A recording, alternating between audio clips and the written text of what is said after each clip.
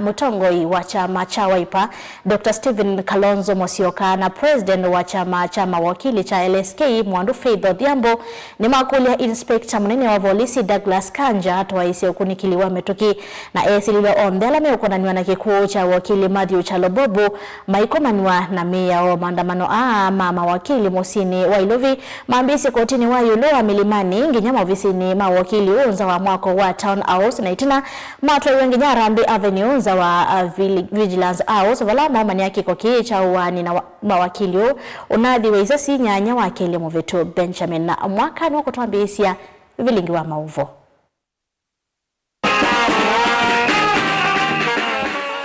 Vamusini wa Ilovi maandamano mawokili andi atwaiisye utumani munene huinenganwa Ukunikili wa Mituki atwaiisye kukonya kiku'U cha Wokili Kyalo Mbobu na mundu wonthe ukonanwa na Kikw'U yoso matambia maima miao. I will read just the prayers of our petition. One, to undertake a speedy, impartial and transparent investigation into the assassination of Advocate Mbobu Mathew Kyalo and ensure that all perpetrators and accomplices are brought to justice. Secondly, to provide regular public updates on the progress of the investigations to reassure both the legal profession and the public at large.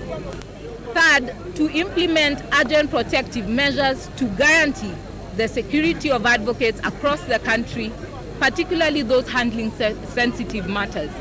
Fourth, to strengthen firearm control and accountability mechanisms to prevent misuse of weapons by unauthorized persons. Today, we are telling the police the perpetrators must be brought to book expeditiously.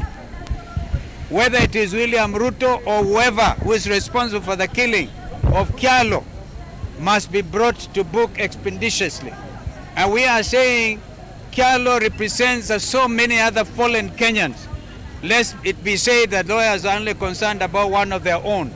We are concerned about every Kenyan who has been felled by police bullets, sometimes masquerading as people on motorbikes, people who meet and plan to kill others. Mawokili meweta methitwe mayungamia makwani manene na nongi nonthukumi wo unengwa ndaya na mathieka kuwa wa ila meuthukumine wo. Lawyers must be allowed to go to their places of work, to the courts of justice without let or hindrance. So we are here to stand in solidarity with the family of Kyalo Mbobu and every other Kenyan who has suffered injustice. The police in this republic have a lot of resources, they have a lot of expertise, and they are able, and they have shown it, they are able to bring perpetrators of such crimes to justice in a very short time.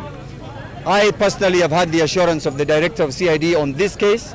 We hold him to that assurance.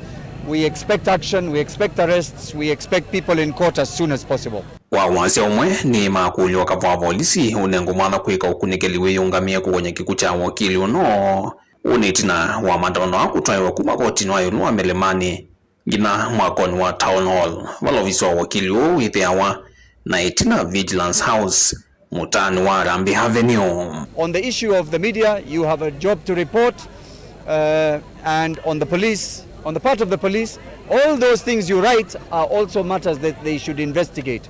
What the president refers to is prejudging the issue, suggesting there was a reason or suggesting there's no need to investigate. That is what we don't like. So we are asking the LSK to take the lead when the police is approaching the office of Mbobu Kyalo, to approach it in a manner that accords respect to the doctrine of confidentiality. We do not want to hear later that the doctrine of confidentiality has been breached and clients who are being represented by Kyalo are then being prejudiced and their cases being compromised. Vilingi wa mauvo kuma vamusini Ilovi nyenita wa Benjamin mwaka.